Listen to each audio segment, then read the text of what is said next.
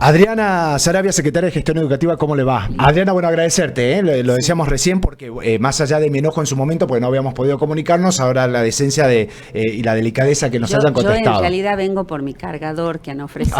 Bueno, ahí lo tengo, ahora se lo damos. Bueno.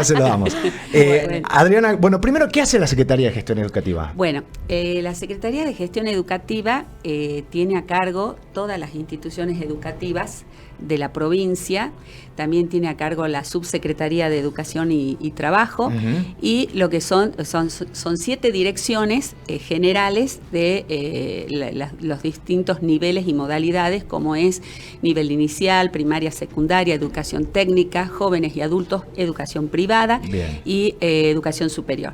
En cuanto a los que son las coordinaciones, también están a mi cargo, son las coordinaciones, por ejemplo, de contexto de privación de libertad, de educación intercultural bilingüe, educación rural, educación técnica, bueno, ya está en la dirección, y también, que me está faltando, la modalidad de educación de bachiller humanista, que es la única que tiene como modalidad la Argentina. Hiper amplio, ¿no? Porque tiene que ver con el ámbito. Con todas las instituciones y también esta vez y con todas las problemáticas fue, digamos, la secretaría más golpeada. Y mi pregunta va a esto. ¿Tiene que ver con la falta de protagonismo del propio ministro? Porque en general siempre los ataques o los golpes, cuando hay problemáticas en alguno de los sectores, van directamente al ministro. Claro. En este caso, directamente bajaron, ¿no? Y la pregunta el tema es que hemos conformado un muy buen equipo. El ministro es una persona muy comprometida con la educación, con una capacidad de escucha tremenda y una gran capacidad de gestión, ¿no? Entonces, para salir a los medios, por eso estoy yo, ¿no? Que somos parte del equipo, ¿no? Bueno, así puede tener una doble lectura, o la generosidad de dar espacios también al resto de los funcionarios de su propio ministerio. Sí, porque, a ver, cuando uno conforma equipo realmente, delega y tiene confianza. Bueno, ahora, ¿no? Adriana, vos asumiste hace muy poquito tiempo. Digo, esta situación o esta crítica que se le hace al ministro Canepa de no figurar en los medios de comunicación y no recibir y no tener este feedback con la prensa, viene desde hace muchísimos antes. O sea, viene desde los 2 años de pandemia, no encontrábamos en todo el Ministerio de Educación una figura, por eso lo agradezco tu presencia, que se siente y diga, miren chicos, se está haciendo esto. Sí, ¿no? Era muy difícil. Realmente el ministro es, como les reitero, es una persona muy comprometida y la capacidad de gestión que tiene es maravillosa. ¿Y por qué las escuelas no están en las condiciones que deberían estar? Eso ha sido la crítica. Eso también les quiero aclarar. Nosotros tenemos más de 1085 edificios escolares, ¿no? Estos edificios escolares albergan más de 2.500 instituciones educativas, porque son edificios donde, por ejemplo... funcionan terciarios. Exactamente. O instituciones de jóvenes y adultos, que son los BES para los núcleos educativos. Las instituciones de formación profesional y la Dirección de Educación Técnica. De estos 1.000 y pico de edificios, hay un 50% que tiene más de 50 años. Y de ese hay un 30% que tiene más de 150 años. Sobre todo los del micro y macro centro. Sí, y escuelas en el interior también, ¿no? Escuelas muy viejas. Miren, la gestión, por eso les traigo pruebas, ¿no? De lo que es la gestión del ministro Canepa y la decisión del gobernador Gustavo Sáenz de invertir en educación. El año pasado... yo les digo, tema números, no me pregunten mucho porque no es mi especialidad, pero estos números son interesantes de que se sepan, ¿no? El año pasado se invirtió en infraestructura más de 1.000 millones de pesos. Y este año se duplicó a 3.000. Ustedes dirán, para mí es una banda de plata, pero si estamos hablando de edificios, siempre va a ser insuficiente, ¿no? Pero fíjense la cantidad de dinero que se ha incorporado en remodelar los edificios escolares. Ahora, Adriana, ¿qué pasa con la Escuela Armada Nacional? Que es la noticia reciente, de que está también al borde del derrumbe. Porque más allá de que podemos entender que son edificios viejos y que una tormenta como la de días pasados...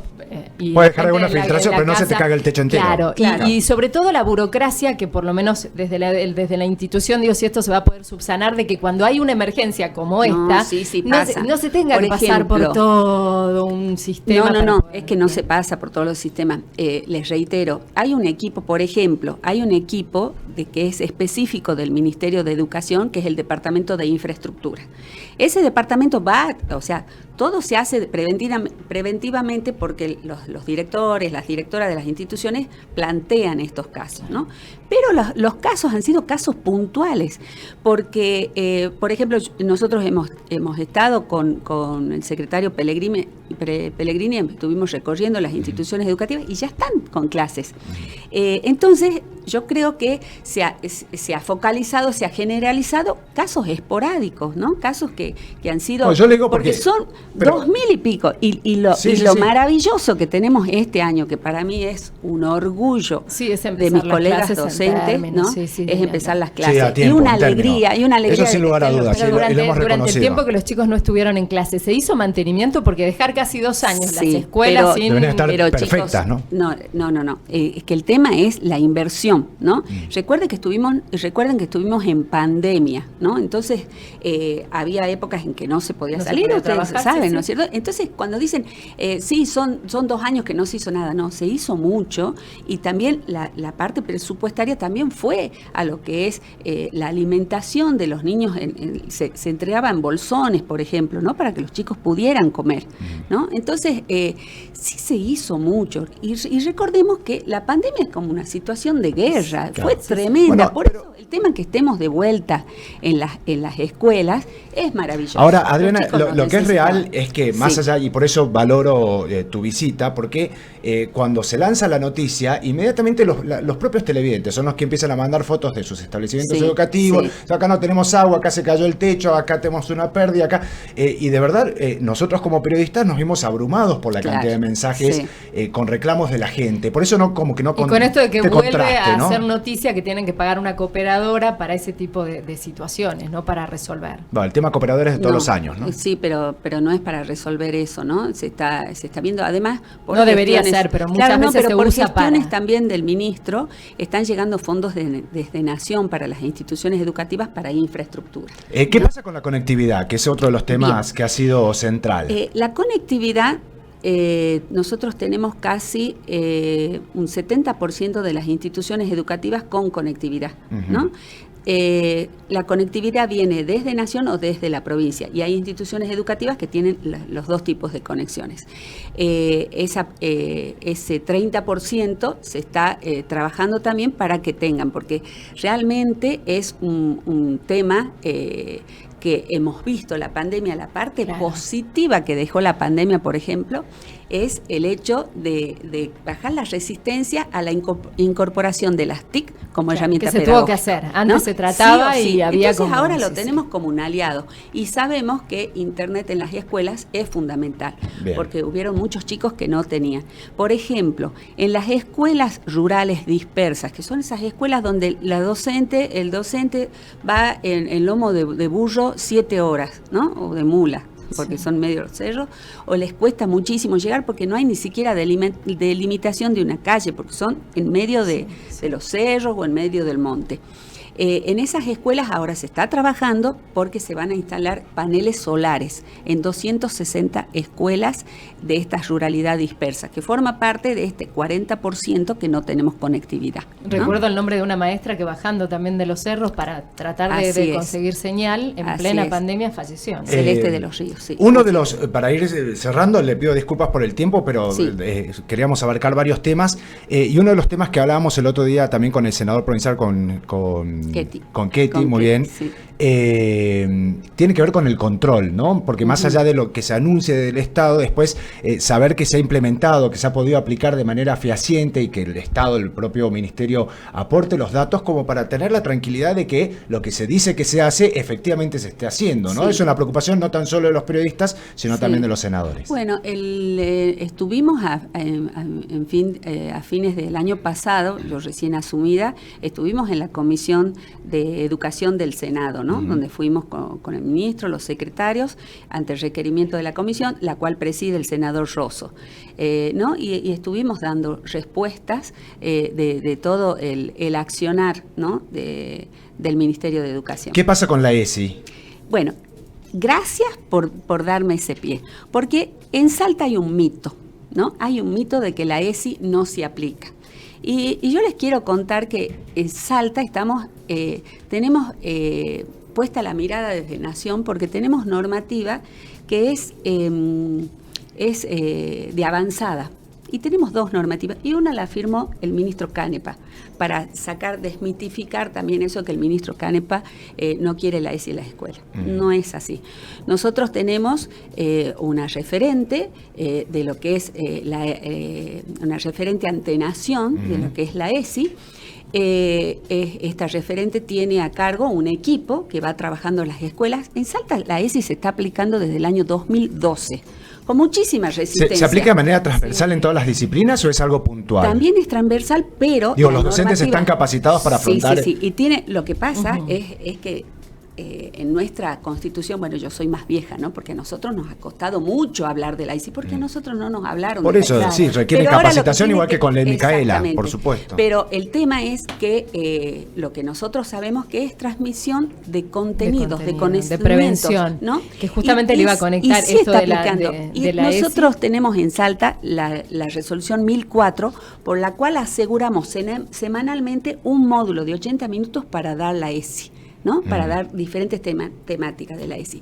Y después tenemos otra resolución del año pasado, la 635, por la cual Salta regula el protocolo por cambio de nombre por identidad de género. Entonces...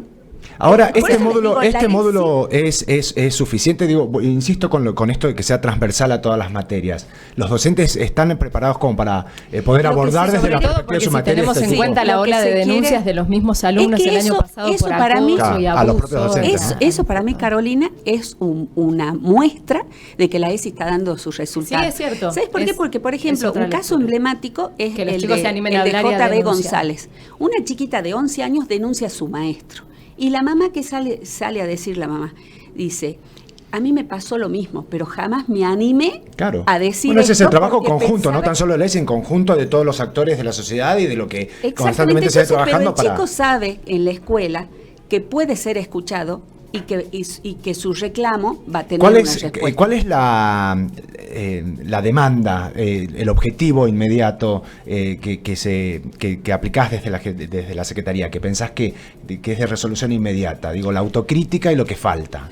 Yo lo que estamos trabajando fuertemente es en el acompañamiento a las escuelas, sobre todo las más alejadas, un sistema de supervisión colaborativa entre todos los supervisores de las diferentes direcciones y modalidades para llegar a territorio. Necesitamos llegar a territorio, pero no solo para controlar, sino para acompañar, porque el supervisor además, por su formación, puede orientar al equipo directivo, a los docentes, ¿no? Y para eso el Ministerio ya está buscando los medios, más camionetas nuevas, porque también para llegar a los lugares. Bueno, 3 niñas asesinadas en lo que va del año, víctimas del femicidio, todas del interior de la provincia. Así es.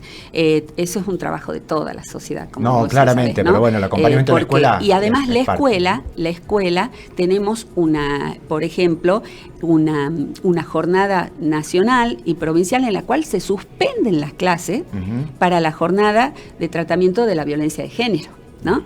Eso es siempre. Y, por ejemplo, también tenemos otra normativa, la 546D, también del Consejo Federal de Educación, que también se transmitió el día después de las elecciones. Se suspendieron las clases ese lunes para esta capacitación, ¿no? Bien. Entonces, yo creo que vamos bien y podemos mejorar mucho. Tenemos también lo que es apuntamos a lo que es la educación emocional, ¿no? Porque es la selección de contenidos también, el trabajo basado en proyectos, ¿no? El estudio de los conocimientos que realmente sean significativos. Eso también nos dejó la pandemia. Adriana Porcio, hablábamos de la ESI, la correcta implementación y lo que falta es un requisito tanto para escuelas públicas como privadas. ¿Es fácil el control en la educación privada de que se cumplan los contenidos de la ESI? Sí, porque tenemos la dirección de educación privada, donde tenemos un equipo de supervisores que también va por las escuelas privadas, ¿no? Adriana, agradecerte muchísimo, tenemos que hacer la pausa, son 2:30. Agradecerte de verdad por la visita, por haber subsanado y yo quiero mi cargador. Ahora ya hemos hecho una vaca. Hagan la gran maratea y me dan un cargador de esos portátiles. Gracias, Adriana. Gracias a ustedes. Gracias.